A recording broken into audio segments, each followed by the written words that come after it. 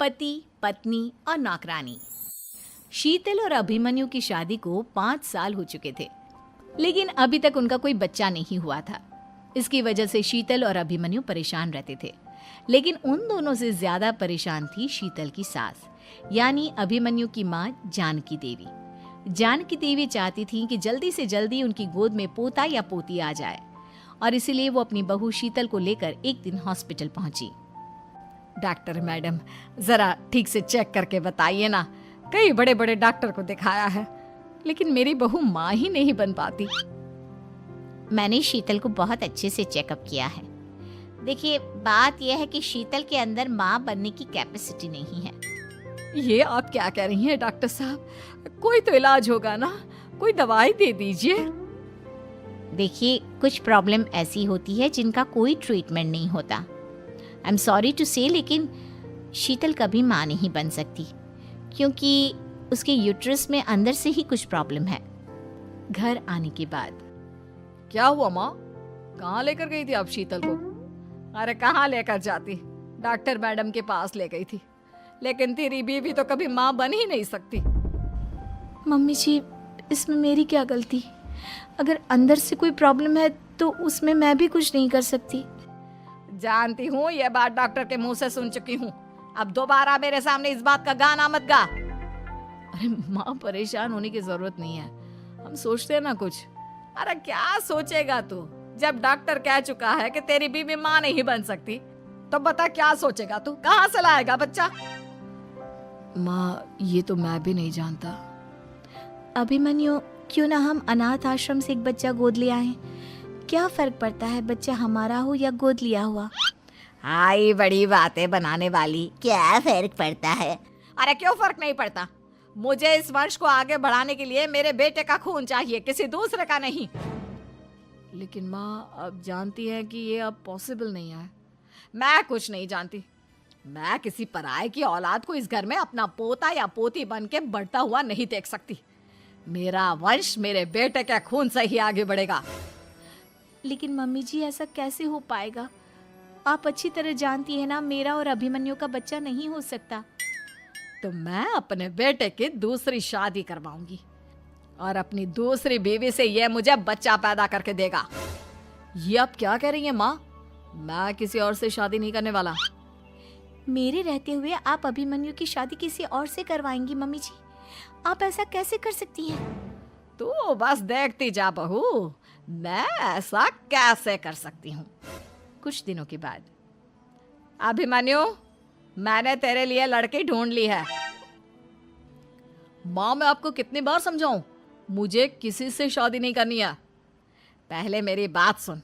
ये जो चमेली है ना, हमारे घर में काम करने आती है, वो तुझसे शादी करने के लिए तैयार है। मम्मी जी, आप अभिमन्यु की शादी एक नौकरानी के साथ करवाएंगी?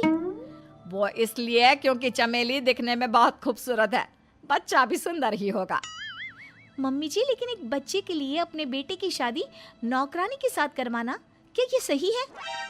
अगर अभिमन्यु ने शादी नहीं की ना, तो मैं अपनी जान दे दूंगी। अब देख लो, अगर तुम्हें अपनी माँ की जान प्यारी है तो तुम्हें इस नौकरानी के साथ शादी करनी ही होगी। इस तरह जानकी देवी अपने बेटे अभिमन्यु की शादी नौकरानी चमेली के साथ करवा देती है। कुछ दिनों के बाद, नौकरानी से मालकिन बन के तो मजा आ गया। अब तो मैं इस घर की मालकिन हूँ। देखो, अपने आप को ज्यादा मालकिन समझने की कोशिश मत करो। एक बार तुम्हारा और अभिमन्यु का बच्चा इस दुनिया में आ जाए, उसके बाद तुम इस घर से हमेशा के लिए चली जाना। अरे जाओ जाओ, किसी और के आगे बातें बनाना। एक बच्चा तो पैदा नहीं कर सकी, बढ़िया आई। जाओ जाकर मेरे लिए कॉफी बना कर लाओ। नौकरानी मैं हूँ या तुम? मम्मी जी, देखिए ना शीतल मुझसे किस तरह से बात कर रही है। शीतल, तुम्हें पता है ना चमेली प्रेग्नेंट है, मेरे बेटे के बच्चे की माँ बनने वाली है। वो जैसा कहती है वैसा करो। लेकिन मम्मी जी, वो मुझे नौकरों की तरह ट्रीट कर रही है। अरे तो करेगी ना, वैसे भी बहू तुम हो किस काम की? एक बच्चा तो पैदा नहीं कर सकती। जाओ अब घर के सारे काम करो और चमेली को आराम करने दो। थैंक यू मम्मी जी, भगवान आपका भला करे। आप नहीं होती तो मैं नौकरानी से महारानी कैसे बनती? देखो, तुम्हें जो चाहिए सब मिलेगा। खूब खाओ पियो, मजे की जिंदगी जियो, लेकिन बस मुझे एक बच्चा पैदा करके दे दो। कुछ दिनों के बाद, मम्मी, बच्चे के लिए आपने मेरी शादी चमेली के साथ करवा तो दी, लेकिन दिन और रात का चैन मिट गया है। सारा दिन शीतल और चमेली की बहस चलती रहती है। अब शीतल को इस घर में रखने से क्या होगा? मैं तो कहती हूँ उसे घर से निकाल दो, है भी किस काम की। मैं ऐसा नहीं कर सकता माँ, वो मेरी पत्नी है, उससे बहुत प्यार करता हूँ मैं। तुम्हारी पत्नी चमेली है, चमेली, उससे प्यार करो। अरे तुम्हारे बच्चे को जन्म देने वाली है वो। अभिमन्यु, मैं खुद ही इस घर से चली जाती हूँ। वैसे भी अपने ही घर में नौकरों की तरह रहकर परेशान हो चुकी हूँ। घर की नौकरानी मेरे ऊपर हुक्म चलाती है, वो तुम्हारी पत्नी बन चुकी है। अब मेरा इस घर में क्या काम? अभिमन्यु के बार बार रोकने पर भी शीतल उस घर से चली जाती है। कुछ दिनों के बाद चमेली एक बच्चे को जन्म देती है। भगवान ने मेरी सुन ली, मेरे बेटे का घर भर गया, उसका अपना बच्चा इस दुनिया में आ गया। मम्मी जी, बच्चे को हाथ लगाने से पहले मेरी एक शर्त तो सुन लो। तुम कहना क्या चाहती हो चमेली? आपकी मम्मी को बहुत शौक था ना अपने पोते को खिलाने का। अब देखो, इस दुनिया में हर चीज की कोई ना कोई कीमत तो होती है। तुम अपनी आधी प्रॉपर्टी मेरे नाम कर दो, बच्चा तुम्हारे नाम। अरे लेकिन मैंने अपने बेटे से तुम्हारी शादी करवाई है, अब ये सौदेबाजी कहाँ से आ गई? जो औरत अपनी बहू को घर से निकाल कर एक नौकरानी के साथ अपने बेटे की शादी करवा दे, वो तो सौदेबाजी कर ही सकती है ना। उसका कैसे भरोसा कर सकते हैं? मुझे बस आप लोगों की प्रॉपर्टी चाहिए, उसके बाद ही बच्चे को आप हाथ लगा सकते हैं। मैंने कहा था ना मम्मी, आप गलत कर रही हैं। देखिए, उसका नतीजा आपके सामने है। जब शीतल को पता चलता है कि अभिमन्यु और चमेली का बच्चा दुनिया में आ गया है, तो वो अपने घर पहुंचती है। अभिमन्यु, कहाँ है आपका बच्चा? क्या मैं उसे देख सकती हूँ? कुछ भी मत पूछो शीतल, माँ की हुई एक गलती हम लोगों पर भारी पड़ रही है।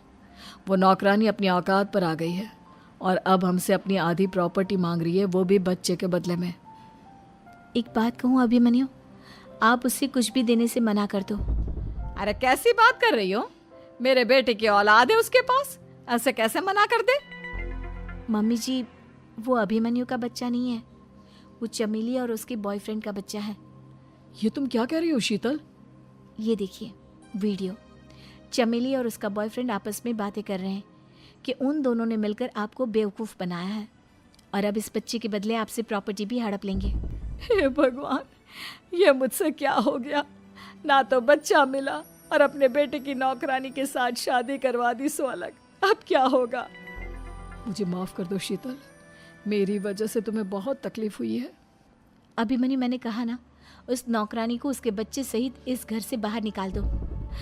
लगता है मेरे अभिमन्यु का बाप बनने का सपना अधूरा ही रह जाएगा। अभिमन्यु, अपनी मम्मी से कहो कि परेशान ना हो। आपको याद है एक बार हम एक IVF सेंटर गए थे, मैंने फिर से वहाँ जाकर बात की थी और आपको पता है इस बार मैं प्रेग्नेंट हूँ, क्योंकि हमने वहाँ पर प्रोसीजर करवाया था जिसकी वजह से मैं प्रेग्नेंट हो गई थी और इस बात का पता मुझे बस कुछ महीने पहले ही लगा है। हमारा बच्चा इस दुनिया में आने वाला है अभिमन्यु। मुझे माफ कर दो शीतल बहू, मुझसे बहुत बड़ी गलती हो गई। कोई बात नहीं माँ, लेकिन अब हमें उस धोखेबाज नौकरानी को इस घर से बाहर निकालना है और इस घर की मालकिन को वापस घर लाना है, वो भी अपने बच्चे के साथ।